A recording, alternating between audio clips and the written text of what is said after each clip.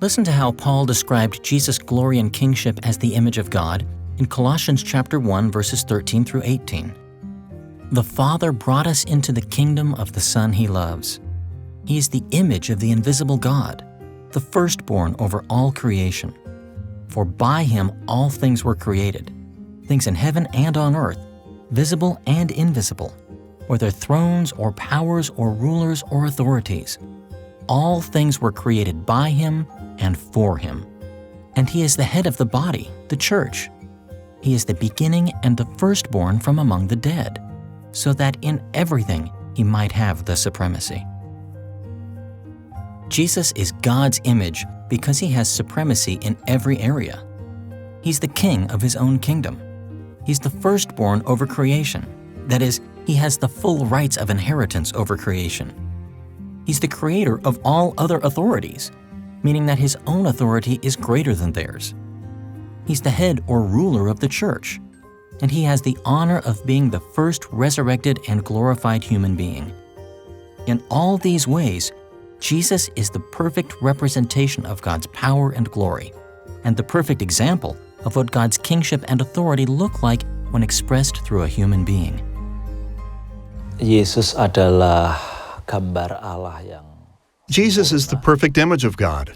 Jesus is the second Adam, as we read in 1 Corinthians chapter 15, verse 45. The last Adam, who was the very power of God. And God's extraordinary power was demonstrated in Jesus' perfection, because He became a human being who did not commit sin, a human being who was not born from sin.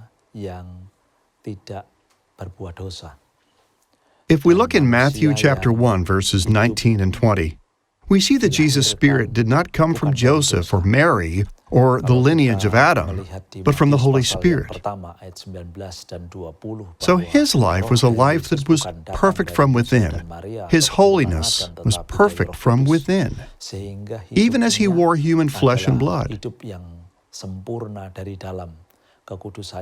And Jesus was the perfect image of God because He did not fall into sin. Even though He felt weaknesses as a human being, Hebrews chapter 4, verse 15, but He did not commit sin. He did not commit sin with His thoughts. He did not commit sin with His speech. He did not commit sin with His deeds.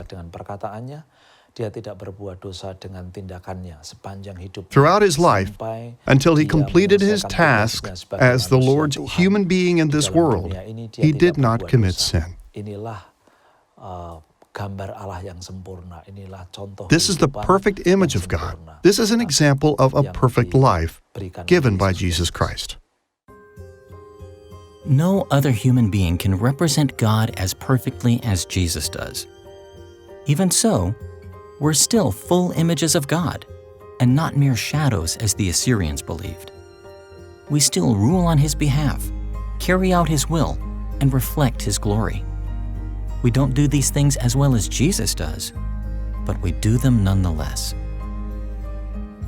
And that's why in 1 Corinthians chapter 11, verse 7, Paul was able to say, "Man is the image and glory of God."